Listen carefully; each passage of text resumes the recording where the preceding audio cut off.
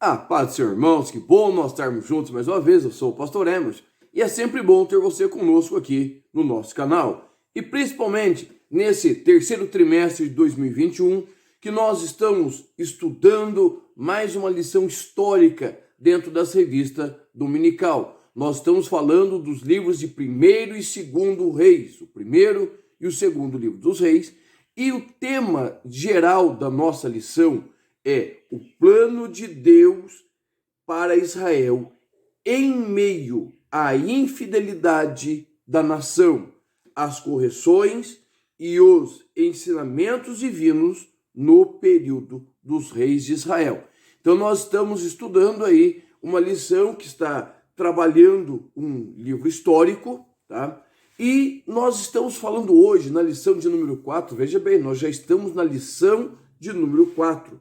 Nós vamos falar sobre Elias e os profetas de Baal e Azerá, certo? Nós vamos falar sobre Elias, esse embate que o profeta Elias ele vai ter com essas duas entidades, esses dois ídolos, esses dois demônios que ocupava o coração, aí não de todo Israel, mas de uma grande parte do povo de Deus. O nosso texto áureo, ele se encontra em primeiro livro dos Reis, capítulo 18, versículo 38, que vai dizer assim: Então caiu fogo do Senhor e consumiu o holocausto, a lenha, as pedras e o pó, e ainda lambeu a água que estava no rego. Primeiro livro dos Reis, capítulo 18, versículo 38. A verdade prática vai dizer assim: o Senhor sustenta com sua forte mão todos os que estão dispostos a proclamar a verdade de que Ele é o único Deus e digno de adoração.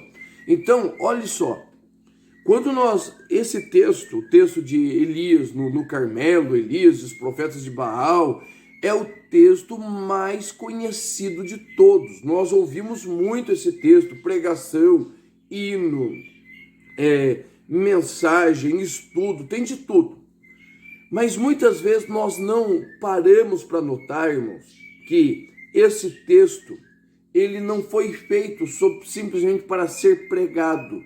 Ele foi feito para que nós possamos viver esse texto, tá? Trazer essa história para nós. Nós dificilmente teremos esse embate com os profetas de Baal, mas nós sempre vamos ter embates com a idolatria, com o afastamento de Deus, e é isto que nós vamos trabalhar na nossa lição no dia de hoje. E é isto que nós vamos trabalhar na nossa lição no dia de hoje.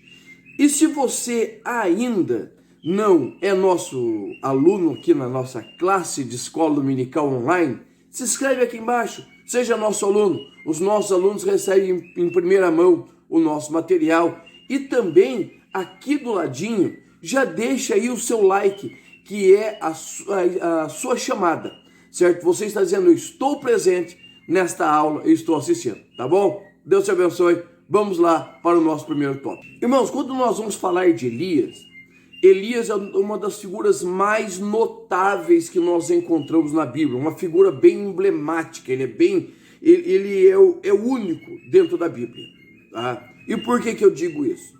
Porque Elias, quando ele se apresenta de uma forma totalmente inusitada, ele aparece na história, tá? E a história dele vai continuando, vai se repetindo, ele vai indo e vai voltando, o nome dele nunca é apagado, tá? Elias, por exemplo, ele vai estar ali, né? Ele aparece do nada para confrontar Acabe e o seu pecado, tá? Daí ele vai viver toda a sua vida, ele vai morrer. Lá no livro de Malaquias ele vai aparecer. Depois nós vamos ver Elias novamente aparecendo com Moisés no Monte da Transfiguração. Após o Monte da Transfiguração, nós não temos mais o aparecimento de Elias. Elias surge, certo? Teorias de Elias que talvez ele esteja lá, seja uma das duas testemunhas. Então, Elias sempre vai estar voltando no nosso imaginário e nas páginas da Bíblia. Por quê? Porque Elias é um homem de Deus, mas homens de Deus também sofrem. Homens de Deus também passam por dificuldades. E é isso que nós vamos tratar na nossa lição, e isso que nós vamos falar da nossa lição, certo? Primeiro, o enfrentamento à idolatria, ao pecado que consome a vida do homem e tira ele da presença de Deus.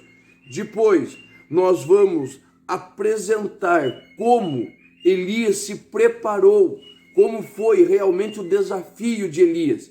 E terceiro, nós vamos falar sobre Elias como um homem como nós, certo? Sujeito às mesmas paixões, segundo está escrito lá na carta de Tiago, certo? Que vai passar pelas dificuldades e também vai passar pela depressão, tão temida depressão, que é um dos males do nosso século, ok?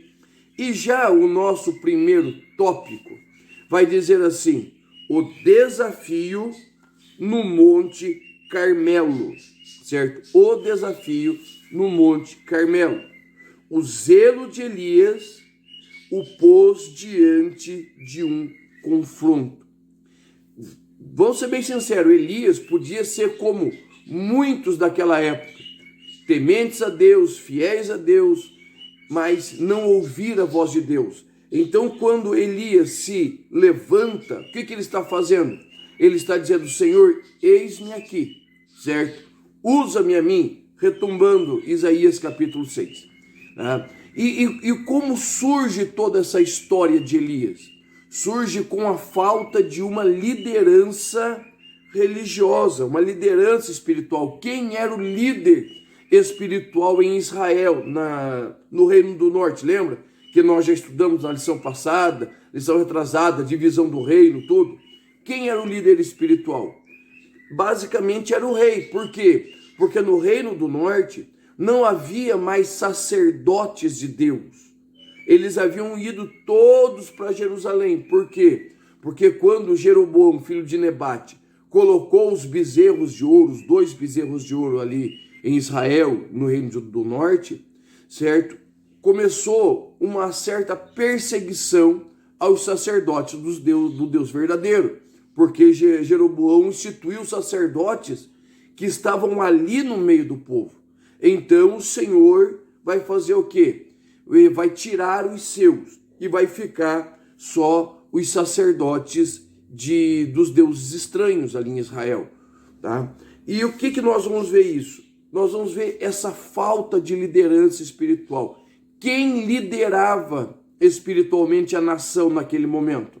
Era a tal da Jezabel. Vai lá no vídeo anterior, vou deixar aqui em cima no card, certo? A nossa aula anterior, que nós falamos muito de Jezabel. Quem é Jezabel? O espírito de Jezabel, tá? E ela dominava toda a religião. E quando ela se casa com Acabe, ela traz consigo, certo? Ela traz consigo os seus deuses. E junto com os seus deuses, seus sacerdotes, seus profetas, para quê? Para instituir a religião, certo? A idólatra, a Baal e a Azerá em Israel. Então ela traz consigo. Então a liderança espiritual está nas mãos de uma pessoa que não está preparada para exercer tal função. E você vai ver que quando Elias se coloca no Carmelo, ele vai fazer uma proposta: o Deus que responder com fogo. Tá? Lembrando, irmãos, que Deus sempre esteve, o nome de Deus sempre esteve envolto ao fogo. O Senhor ordena uma coluna de fogo à noite com Israel. Quando Deus desce no Monte Sinai, o monte fumega, o monte treme, certo? Vamos voltar lá a Abraão, quando Abraão oferece o sacrifício, certo? Oferece os sacrifícios. A Bíblia vai dizer que uma bola de fogo desce e passa pelo meio do sacrifício, ou seja, Deus está envolvido nisso. Então, Elias sabia quem era Deus, ele conhecia o seu Deus. Mas, por outro lado, também tinha o Deus Baal, que uma das representações do Deus Baal é o Deus do relâmpago, ou seja, onde ele toca, vira fogo.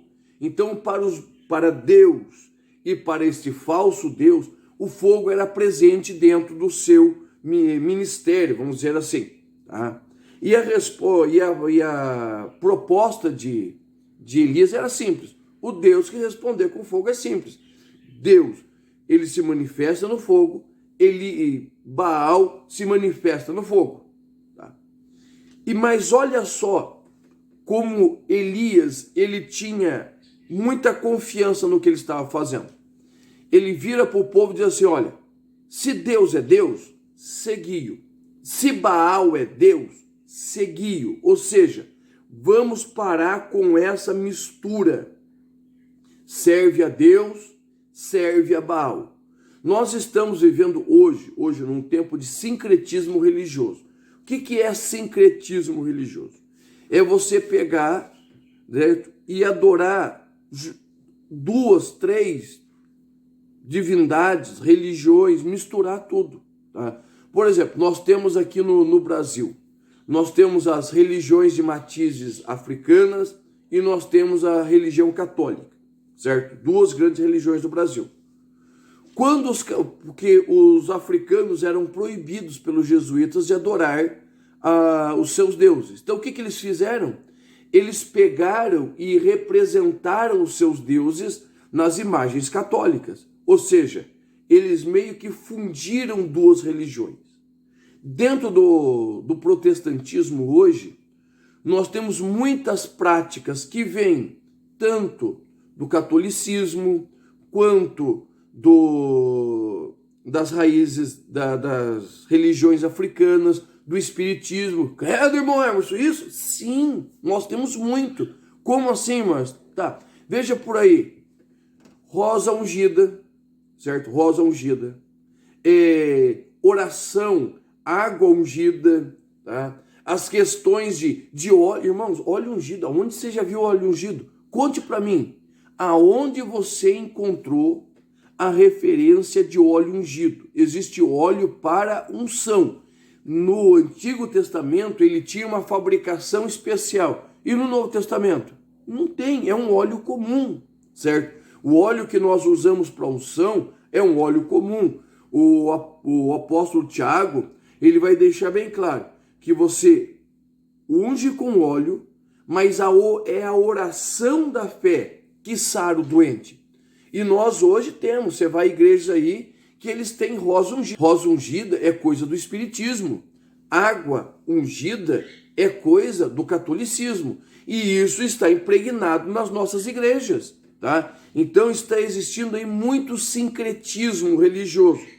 E isso, irmãos, faz com que o povo sirva a Deus e sirva a Baal.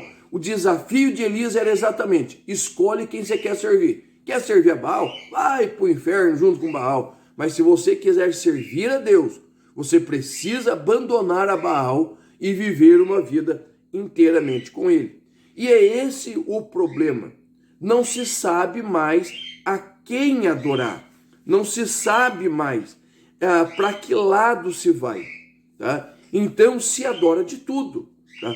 Hoje, uma das novas formas da idolatria, ela vai receber um outro nome, egolatria. Ou seja, a idolatria do eu. O que isso quer dizer? Que eu faço de tudo para ser visto, para aparecer. Eu faço de tudo para que as pessoas olhem para mim, certo? E me queiram bem. Hoje nós vemos as pessoas fazendo de tudo para aparecer. Você vê na televisão as coisas mais horríveis do mundo, certo? Tudo para satisfazer o seu ego. Eu sou importante. Aí perde casamento, perde família, perde tudo, tá? Nós temos hoje, irmãos, estas questões de que, não, nada disso é pecado, né? Isso é cultura. Veja bem, Paulo vai deixar bem claro para nós, na 1 Coríntios capítulo 8, ora, no tocante às coisas sacrificadas aos ídolos, sabemos que todos temos ciência. A ciência incha, ou seja, o conhecimento incha, mas o amor edifica. Ele vai falando das questões da idolatria, que as pessoas estão envoltas nela. Idolatria no comer, dias santos, dias separados, tá? Deus vai usar também Moisés para escrever lá Deuteronômio 32:17. Sacrifícios ofereçam aos demônios, não a Deus, a seres que não têm o poder de Deus, a deuses desconhecidos, divindades que surgiram recentemente, as quais jamais vossos antepassados prestaram adoração. Ou seja, lá em Israel, certo, já estava esse movimento de afastamento de Deus. E nós estamos vendo isto se refletindo dentro da igreja brasileira também, certo? Nós estamos aí cultuando pastores, cultuando cantores. Irmãos, nós estamos desse tipo, tá? Sacrificando. Não, eu vou em tal lugar. Irmãos, eu conheço pessoas que andam quilômetros para ver determinada pessoa, certo? Determinado cantor, determinado pregador, deixam a sua congregação, né? Contrariando a recomendação dos escritores hebreus, né? Capítulo 13, não vos afasteis da sua congregação. E eles vão atrás desse tipo de gente. E Paulo, lá em 1 Coríntios 10 e 14, vai dizer assim: portanto, meus amados, fugi da idolatria. No versículo de número 21, ele vai dizer assim: não podeis beber o cálice do Senhor e o cálice dos demônios. Não podeis ser participantes da mesa do Senhor e da mesa dos demônios. Ou seja, tudo isso está envolto na idolatria. E quando Elias vai ter esse embate com os profetas de Baal, ele vai ter o embate exatamente para quê? Para tirar do meio do povo a questão da idolatria. Aí, irmãos, nós vamos ver a intimidade de Elias. Nós vamos ver Elias diante de Deus, certo? Um homem íntimo. Ele ouviu o conselho de Deus. Ele ouviu a palavra de Deus que o levava e o aconselhava a ir lá ali no Carmelo, chamar os profetas de Baal. Ele não fez isso de cabeça da cabeça dele. Ele fez seguindo uma palavra de Deus, uma orientação de Deus, tá? Nós vamos ver que Deus fala com Elias com muita naturalidade. E quem anda com Deus não precisa desafiar a Deus. Elias não desafiou a Deus. Elias desafiou o povo e suplicou a Deus. Elias confrontou o povo, confrontou Baal e se humilhou diante do Senhor. É isso que nós precisamos compreender do desafio com fogo. Não é chegar diante de Deus, se eu sou o homem de Deus, desça fogo aqui, não. Nós estamos falando de uma submissão à vontade de Deus. Esse desafio com fogo foi projeto de Deus. E nós precisamos definitivamente rasgar, arrancar do nosso evangeliquez, né, a nossa linguagem própria dos evangélicos, a ideia de eu decreto, né, eu determino. Irmãos, nós não decretamos nada, não determinamos nada, certo?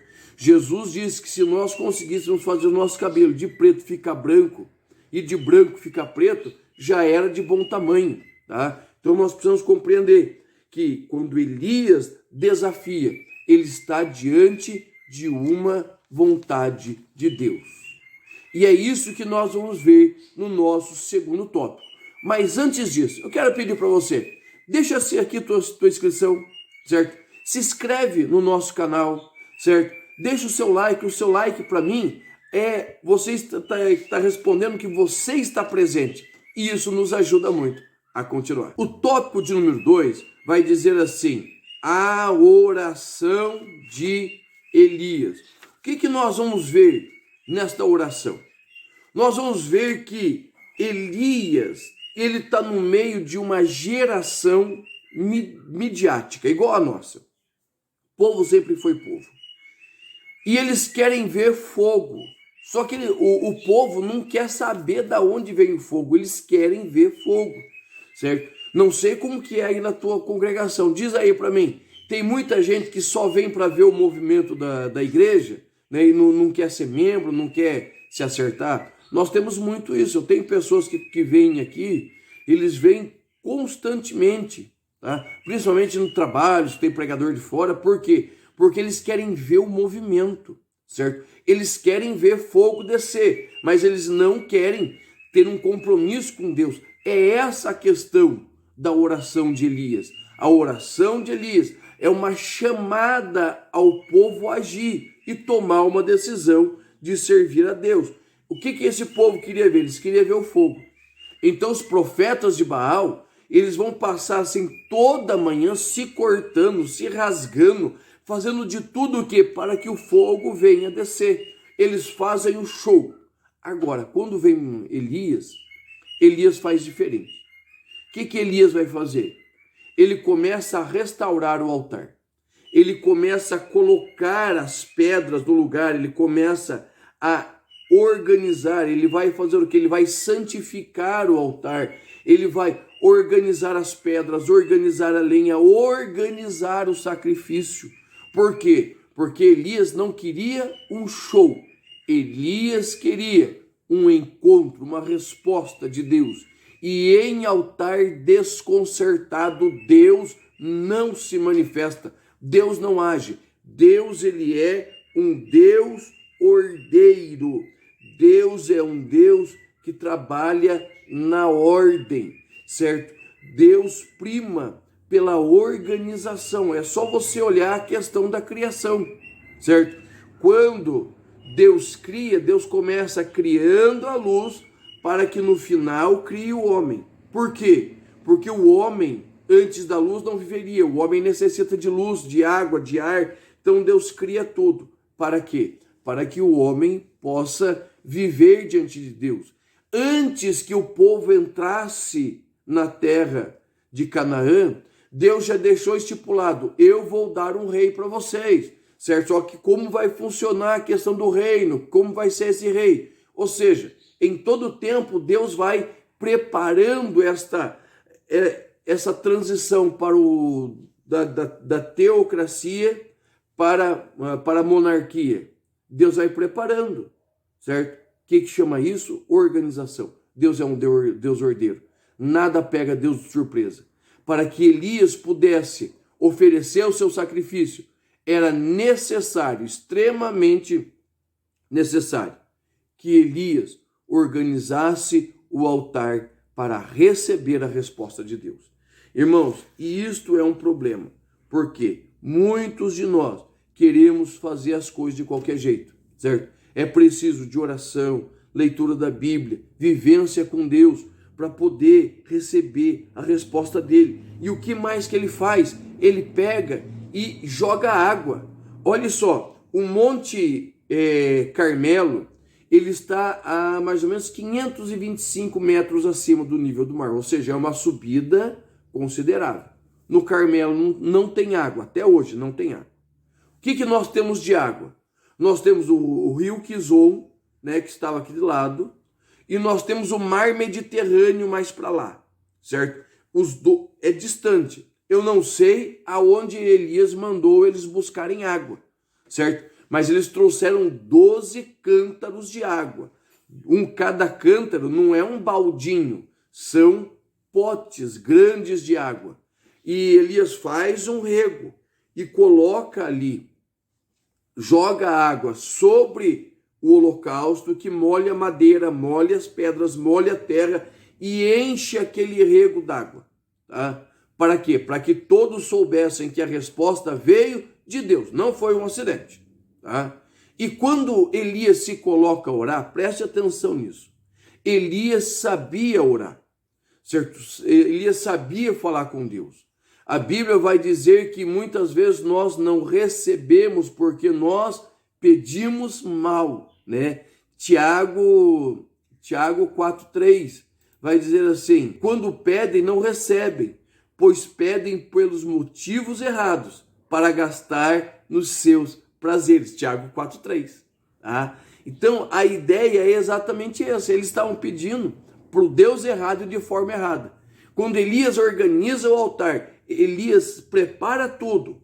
Elias vai olhar e vai orar. Vai dizer: meu Deus, Deus de Abraão, Deus de Isaque, Deus de Jacó. O Deus que promete, o Deus que cumpre, o Deus que sustenta o seu projeto. Ou seja, Elias estava dizendo: Senhor, eu não posso fazer nada, mas eu confio na sua promessa, a promessa de um povo. Eu confio, Senhor, que o Senhor cumpre as suas promessas. E eu confio que o Senhor sustenta aqueles que andam pela sua promessa. Então o fogo de Deus desce. A misericórdia do Senhor age, trazendo o quê? A resposta. E o povo se dobra. O povo tem uma chamada ao arrependimento, à mudança de vida, certo? Eles têm essa chamada de Deus para mudar o que eles estão vivendo. É a chamada que Deus tem para mim e para você e para toda a humanidade. Então, os milagres, eles não são para que o meu nome fique famoso. Os milagres e o que aconteceu ali no Monte Horebe, certo? Que no Monte Carmelo, foi exatamente para que o nome do Senhor fosse glorificado e as pessoas vissem e fossem transformadas pela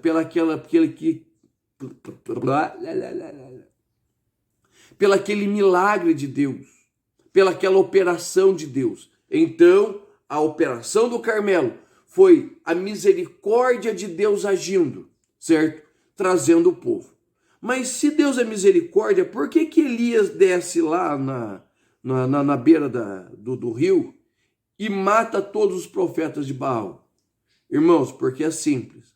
A idolatria precisa ser exterminada do nosso meio. Não estou falando hoje, no nosso tempo, a gente tem que sair matando os idólatras por aí. Ia precisar de muito caixão, tá? Até dentro das igrejas.